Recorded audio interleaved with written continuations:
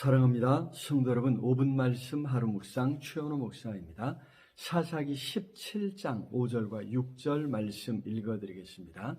그 사람 미가에게 신당이 있으므로 그가 에봇과 드라빔을 만들고 한 아들을 세워 그의 제사장으로 삼았더라. 그때에는 이스라엘에 왕이 없으므로 사람마다 자기 소견에 옳은 대로 행하였더라. 아멘.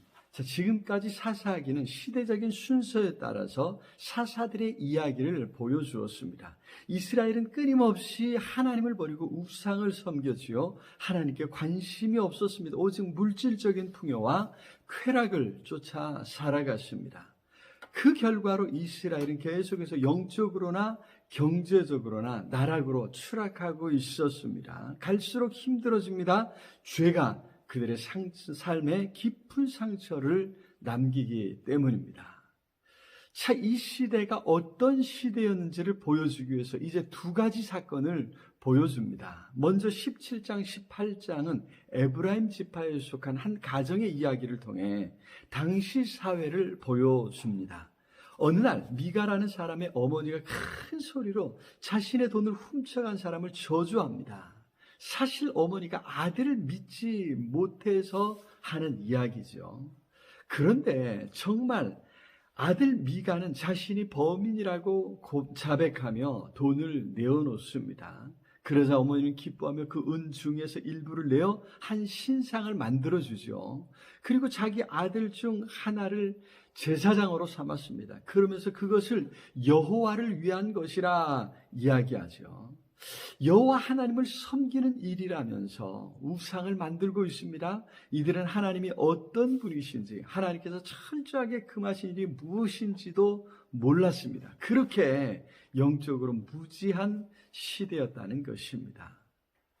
이러한 영적 무지는 영적 지도자라 할 수 있는 레위인에게도 마찬가지였습니다.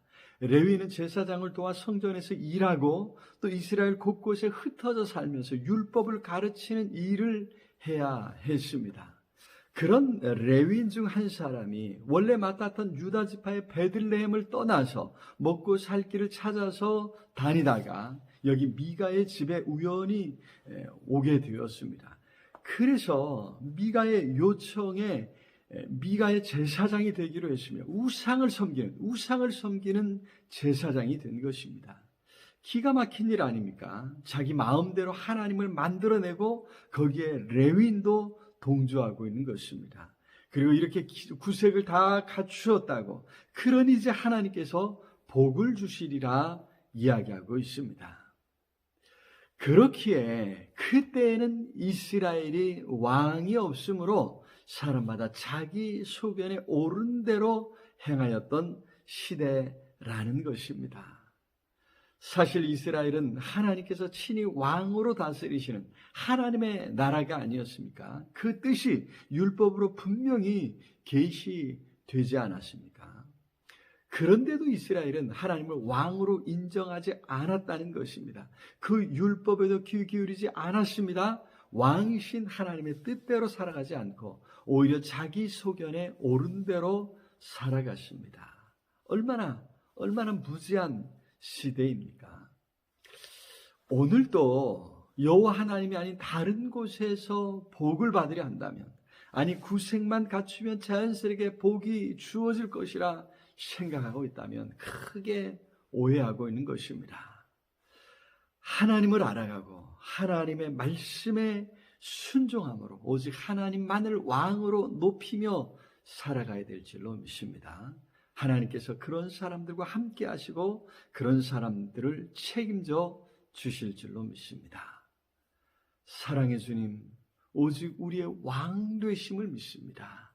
하나님의 말씀에 순종하며 하나님을 왕으로 높여드리며 살아가겠습니다. 성령으로 함께 하시고 도와주시옵소서.